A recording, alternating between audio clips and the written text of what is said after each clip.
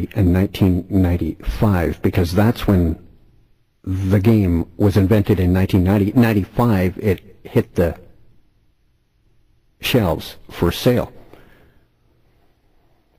Now I want to take you through some of the pertinent cards to discuss them, demonstrating how completely and thoroughly that they actually can accurately tell of the Illuminati plan to produce the Antichrist through societal disasters, wars, religious strife, and renouncing a religious faith, plus weather control and weather warfare. You will absolutely be astounded at these incredible playing cards. Are just so mind-blowing. You will undoubtedly say to yourself, as I go through some of these cards, I didn't know that that event was planned by the Illuminati. Remember the fact that Steve Jackson, the inventor, SJ Games, included them in this card deck, and it means he knew these events were planned by the Illuminati for the express purpose of tearing down the old society so the New World Order could be established with its final king, the Antichrist.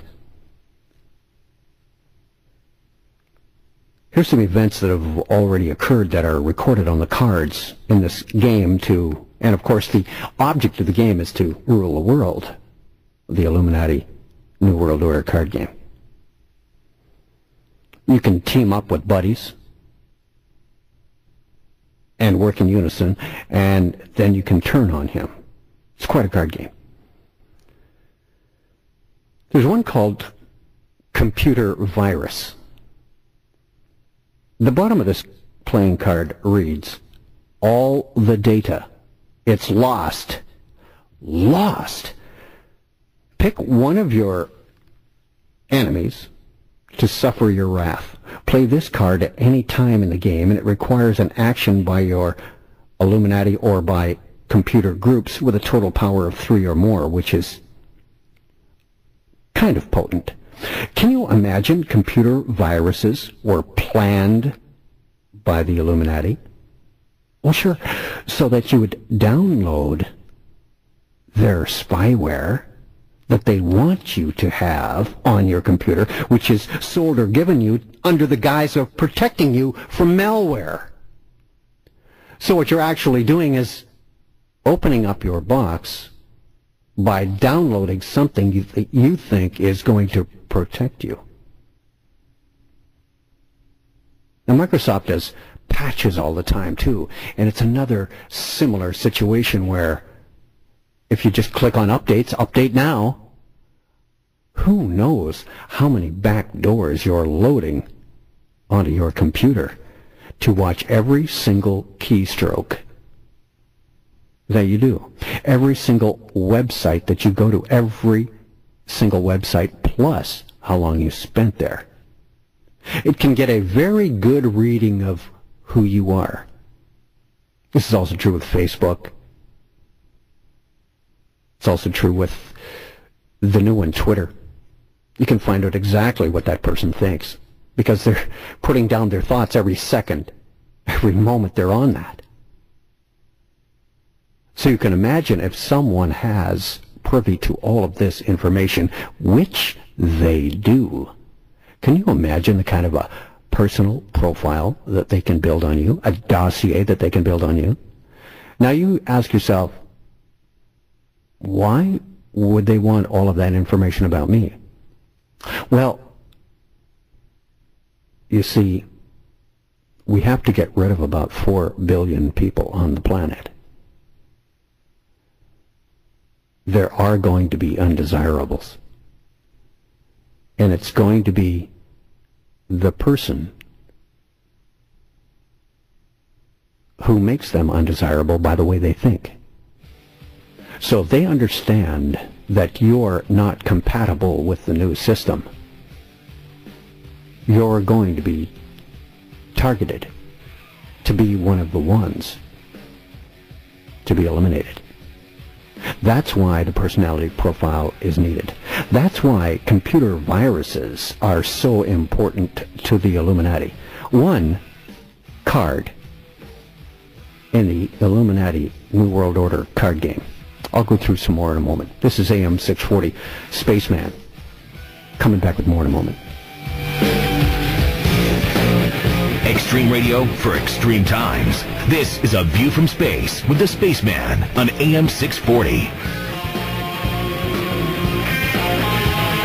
I'm the guy that calls space. It's A View from Space on AM 640. You can email me about a couple of spots. I have two addresses, spaceman at 640toronto.com is one and space at 640toronto.com is the other.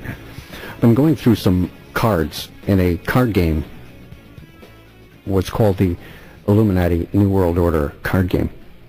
Invented in 1990 at the bookshelves in 1995, SJ Games is the company that put the game out. SJ stands for Steve Jackson, the founder, whom I believe is Illuminati connected, since he put 3 cards in this deck that actually describe the events of 9/11. The Pentagon attack was in there, and hitting the towers, in the cards, a clear 11 years before the actual event happened. Another card, the computer virus card, I was just talking about, that can be played. The Illuminati want you to believe that truly free mediums of global communication, like the internet, are still available to us. They're not. But what a better way to gain such invasive tracking control than to use the viruses to get you to download protective software that is really spying on you. It's not a free medium. The internet never was. It's one of those illusions the Illuminati creates to make you think that that is the case. A truly free medium. It's not. I'm not talking monetary. I'm talking about saying what you want. As the internet is censored heavily in China, it's also censored here in various other ways. The Illuminati is the driving force behind computer viruses, and behind computers for that matter. Viruses have been let loose on the public. How many? You'd be surprised. Ever since Brain, the very first computer virus, was created in 1986, the antivirus researcher who discovers a new worm, or virus, is generally given the honor of naming it. There's probably about 165,000 viruses more, and maybe a lot more than that. Well, those are some of the ones that we know. Those intrepid researchers are still managing to come up with new monikers for malicious software. The FBI have arrested poor, hapless computer hackers, accusing them of being the masterminds of these sophisticated viruses. But when you hear about the sentences and the damage that they do, it's sort of like our justice system here in Canada. There's just no satisfaction. House arrest at best for any of these hackers that have caused so much, or blamed for the cause, because they're not really the ones that are coming up with these.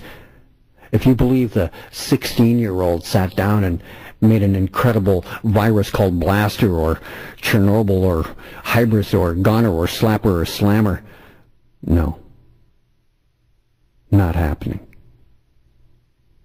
This is Illuminati high brain power. They're not using kids to put these incredible viruses and worms out there.